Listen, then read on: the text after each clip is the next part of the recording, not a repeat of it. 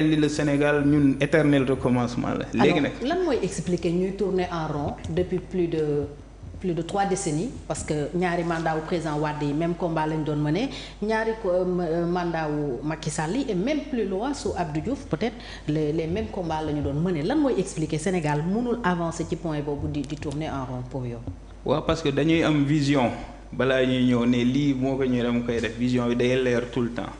après ñu ne waa bu ñu ñëwee nii ak nii la ñuy jaar def rek mooy méthode bi waaye leadership bi mooy des toujours. D'accord. te pour man dama jàpp ni comme ni ma koy waxee tout le temps loo bëgg a doxal muy fii sa entreprise muy sa biir kër muy fu mu mënti doon boo amee vision te amoo méthode amoo leadership doo dem fenn.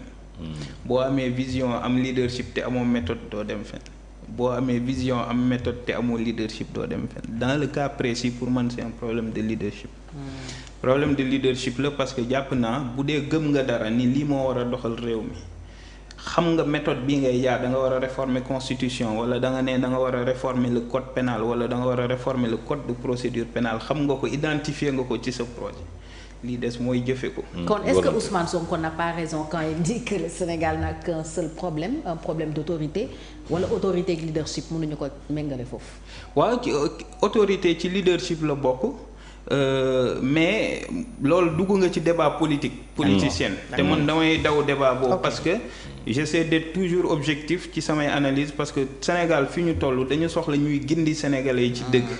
di am ay analyse yu lucide di ko wax sénégalais yi parce que bu dee ñëw nañ ci débat boobu par exemple débat de politique politicienne Ousmane Sonko moom nee na il faut ñu teg pression justice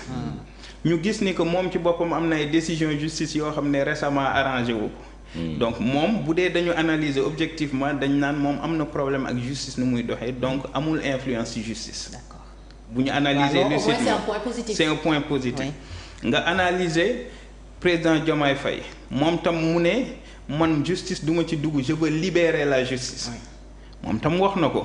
ndax président Ousmane premier ministre Ousmane Sonko dafa génn nekkoon il faut nga teg pression justice. pour que liñ may teg mu bañ ñi justice bañati ma ko teg mu tontu ko ne ko man damay libérer la justice.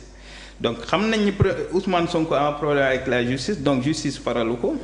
xam nañ ni Diomaye aussi nee na moom du dugg ci justice. donc est-ce que le problème finalement c'est pas la justice qui ne prend pas son indépendance. est-ce que finalement le problème du justice bi nga xam ne président nee na bàyyee naa la lépp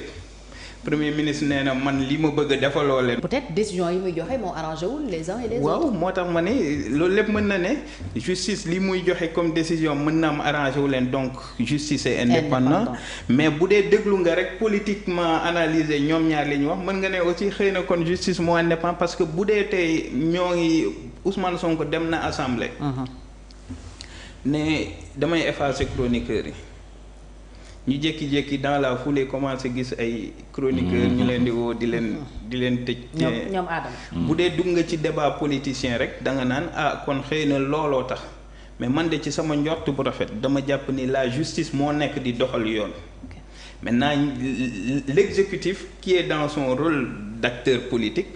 ñoom ñooy xëy na jéem a créer maintenant lu leer ba leer mooy que entre Ousmane Sonko ak le premier ministre ak le président de la République. Il y a une différence d'approche par rapport à la justice. Donc loolu moo am. mais bon la justice aussi ñaar la parce que bu ñu fàtte c'est un secret de polichinelle d'ailleurs procureur patron wam. mooy l'exécutif parce que ministre de la justice moo koy jox ay instructions. ministre de la justice premier ministre mooy hiérarchie mooy patron wam. mais comme président de la république moom nee na dafa libérer justice te moo leen yëlif ñoom ñëpp moo yëlif ministre de la justice moo yëlif le premier ministre. donc ñoom ñoo ko war a dégg jël seen indépendance. waaw donc man noonu laa ko gisee. d'autant plus que. le premier ministre moom nee na kontaanoon ci nii mbir yi di doxee. c'est soit il n'a pas d'influence sur le ministre de la justice et que alors ça veut dire que le président de la République moo am influence ci ministre de la justice wala am na influence ci ministre de la justice mais Diomaye mooy bloqué.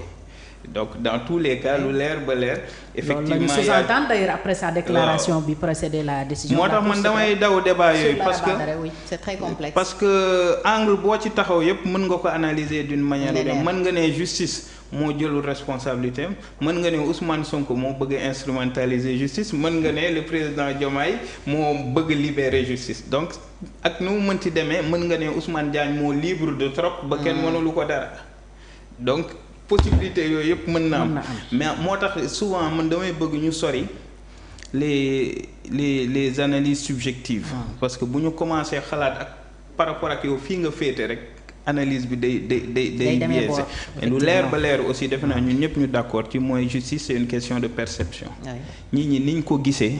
loolu moo am solo tout est perception te parce que la justice étant rendue au nom du peuple il est important que justice boobu mu fexe perception bi nit ñi di ci am mu doon perception bu positive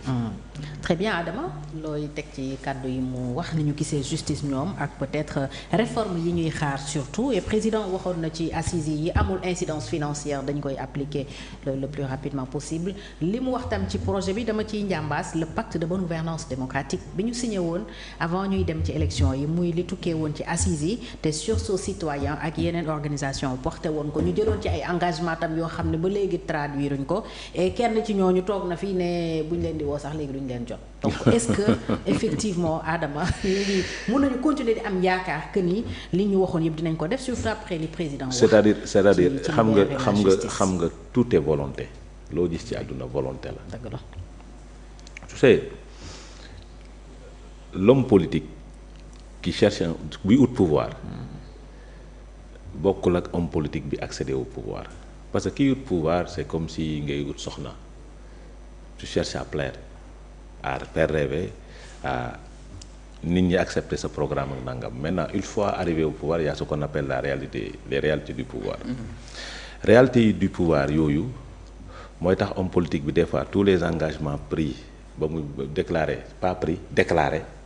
ba muy nekk opposition une fois arrivé au pouvoir par rapport à beaucoup de situations duñ ko am maintenant si on revient sur la justice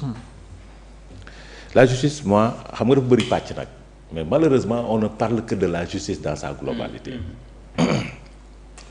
il y a les juges du siège qui sont indépendants tout à fait et il y a le parquet qui n'est pas du tout indépendant tout à fait parce que coow yi am fii yëpp